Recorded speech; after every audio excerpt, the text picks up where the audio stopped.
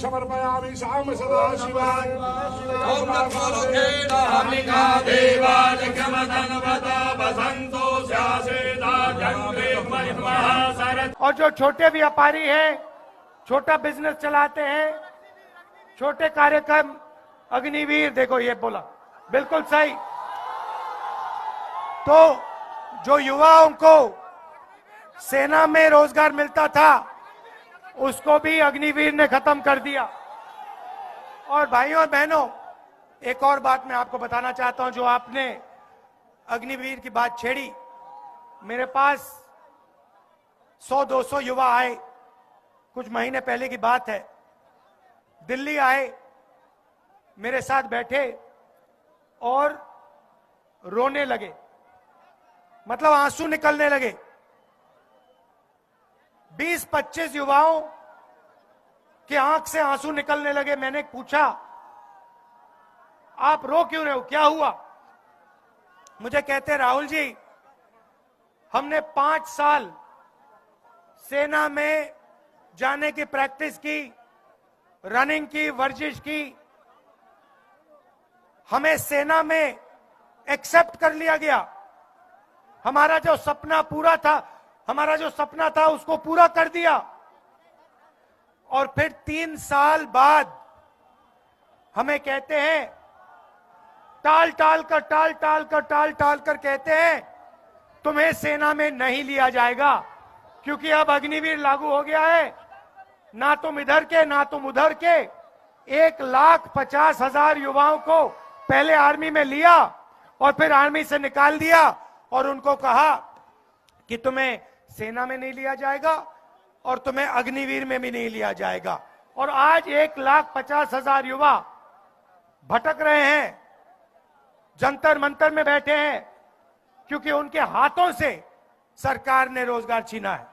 और मैंने उनसे कहा है कि कांग्रेस पार्टी उनके साथ खड़े होकर उनको न्याय दिलवाएगी और उनका जो हक बनता है उनके हवाले उसको करेगी। भाइयों और बहनों, आर्थिक अन्याय की मैंने बात की, मैं सामाजिक अन्याय की बात करना चाहता हूं। हिंदुस्तान में अलग अलग वर्ग के लोग हैं। दलित हैंगे, आदिवासी हैं, पिछड़े लोग हैं, जनरल कास्ट के हैं, माइनॉरिटी हैं, सारे लोग हैं। मगर आज तक किसी को यह नहीं मालूम इस देश में पिछड़े लोग कितने हैं। बोलो, जोर से बोलो। भाइयों और बहनों,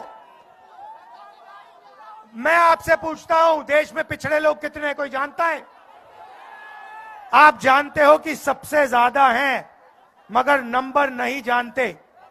अब आप मुझसे कहोगे, अरे भाई सबसे ज्यादा हैं, नंबर नहीं जानते, तो क्या हुआ? मैं आपको बताता हूं। मैंने 2-3 आंकड़े निकाले।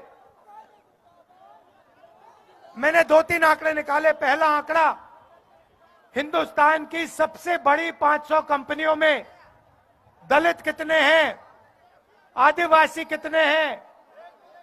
ये बोली बात। दलित कितने? 0। आदिवासी कितने? 0। पिछड़े कितने? 0, एक भी नहीं। फिर मैंने पता लगाया, जो बजट को बांटते हैं, 90 अफसर हैं, हिंदुस्तान की सरकार को चलाते हैं, दिल्ली में बैठते हैं। मैंने पता लगाया, इसमें दलित, आदिवासी, पिछड़े कितने? पता लगा, 90 में से 3 आदिवासी, 90 में से 3 पिछड़े, 3 दलित, 1 आदिवासी। तो आदिवासियों के खिलाफ, दलितों के खिलाफ, पिछड़ों के खिलाफ दबाकर इस देश में अन्याय हो रहा है।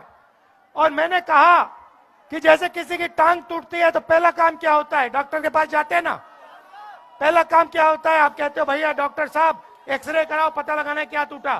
सही बात? तो मैंने यही कहा है, पहले पैसा मांगता है हमारी सरकार। देखिए, हमारी सरकार की कोशिश होगी, जैसे हमने राजस्थान में किया, स्वास्थ्य हमने पूरा का पूरा फ्री कर दिया, दवाई फ्री कर दी, अस्पताल फ्री कर दिया।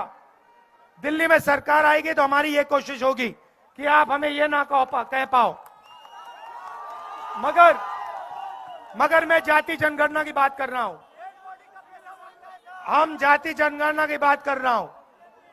मैंने कहा कि जैसे किसी को चोट लगती है तो एक्सरे होता है, वैसे ही हिंदुस्तान का एक्सरे होना चाहिए, जाति जनगणना होनी चाहिए, पता लगाना चाहिए इस देश में दलित कितने, आदिवासी कितने, पिछड़े कितने, माइनॉरिटी कितने, जनरल कितने।